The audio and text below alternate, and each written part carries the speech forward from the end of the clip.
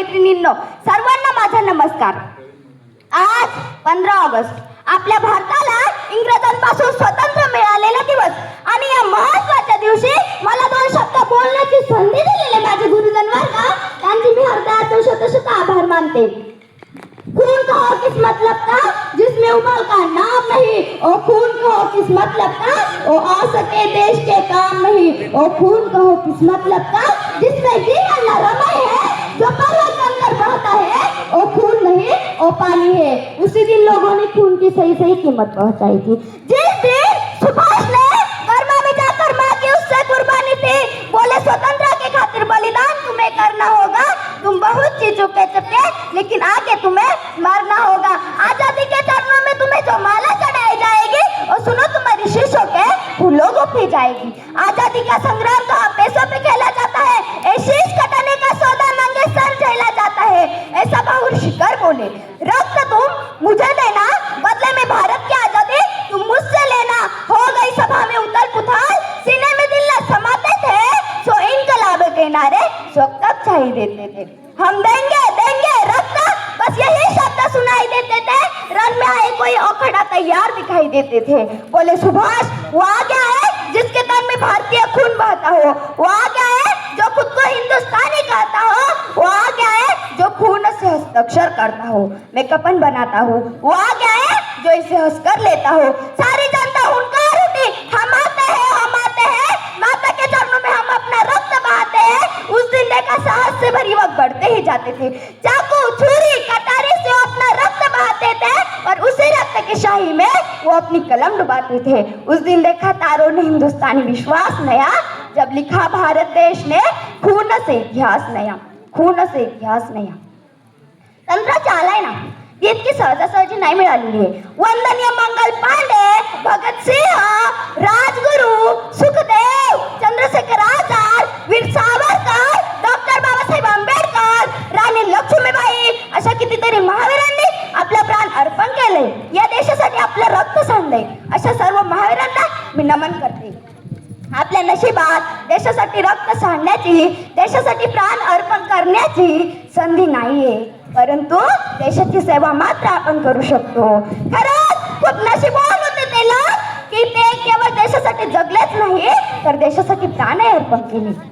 मित्रांनो, आपल्याला देशाची सेवा करायची ना, तर आपल्याला देशाच्या प्रगतीत सहभाग घ्यावा लागेल आणि समजून घ्यावं लागेल की माझी जिम्मेदारी काय आहे, माझी ड्युटी काय आहे. आणि एक गोष्ट लक्षात ठेवावी लागेल की हा देश माझा आहे, या भारतातले सर्व लोक माझे आहेत आणि त्यासाठी आपल्याला कष्ट करावे लागतील. मित्रांनो, आपल्या भारताच्या कष्टपूर्तीसाठी, स्वप्नपूर्तीसाठी 280 करोड हात आहेत आणि आज आपला भारत देश हा प्रगतीपथावर चाललेला सुद्धा आहे. मित्रांनो, गेल्या काही मागील वर्षांपूर्वीच आपला भारत देश हा 10वी अर्थव्यवस्था होता. कितवी? 10वी. आणि आज आपल्या भारताने इतकी प्रगती केली की आज आपला भारत देश 5वी अर्थव्यवस्था आहे. आणि आपण जर का आपल्या कार्यात आलात, ही अर्थव्यवस्था 2 क्रमांकावर नेली नाही तर आपण खूप काही केलं असं समजू नका. आपल्या शाळेचे शिक्षक आपल्याला खूप मेहनतीने शिकवतात, हीच तर देशसेवा आहे. आणि हा मित्रांनो, एखादा गरुड जेव्हा आकाशात उडत असतो ना, तेव्हा त्याचं लक्ष खाली जमिनीवर त्याच्या घरट्यात त्याच्या पिल्लांकडे असतंच. तसेच आपल्या शाळेचे सर्व आदरणीय शिक्षक यांचं लक्ष आपल्या सर्व विद्यार्थ्यांकडे असतं. खरंच खूप अलग असतात, खूप अवेअर असतात ते आपल्या विद्यार्थ्यांबद्दल. Thank you so much sir. आपल्या सर्वांना माहीतच आहे की मध्यंतरीच्या कोरोनाच्या काळात मृत्यूचं तांगर उठलं होतं, सगळं जग जागेवर थांबलं होतं. हजारो लोक मृत्यूमुखी पडत होते. अशीच खराब परिस्थिती अमेरिकेची झाली होती. तेव्हा अमेरिकेच्या अध्यक्षांचा फोन आपल्या भारताचे प्रधानमंत्री यांना आला. अमेरिकेचे अध्यक्ष काय म्हणतात मित्रांनो?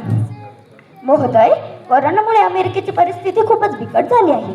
हजारो लोक मृत्यूमुखी पडत आहेत. पॅरासिटामॉल या औषधांची खरंच खूप कमतरता भासू लागली आहे. कृपया भारताने अमेरिकेला मदत करावी.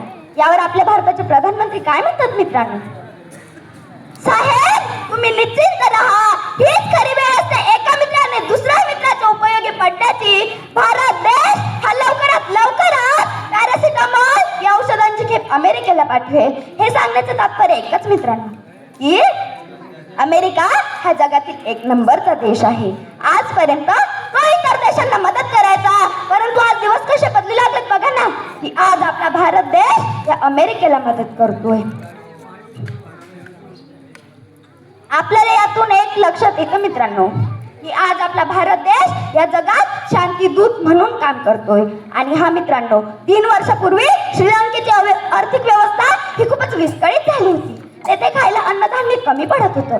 तेव्हा देखील ही श्रीलंका सगळ्या जगाकडे आस लावून बसली होती. माझ्या मदतीला कोण येतंय, अरे माझ्या मदतीला कोण येतंय. तेव्हा देखील आपल्या भारताने पुढाकार घेतला आणि हजारो टन तांदूळ त्या श्रीलंकेला मदत म्हणून पाठवला. या सगळ्या गोष्टींवरून आपल्या एक लक्षात येतं मित्रांनो, की आज आपला भारत देश हा मदत घेणारा नाही तर मदत करणारा बनला आहे. माझ्या बंधू आणि बहिणींनो, आजचा भारत देश हा नवीन भारत देश आहे. सगळ्या जगाचं लक्ष या भारत देशाकडे आहे, परंतु याला शांतीप्रिय म्हणून कोणी याचा वाटेला जाऊ नये, अन्यथा दुसऱ्यालाही घाबरणार नाही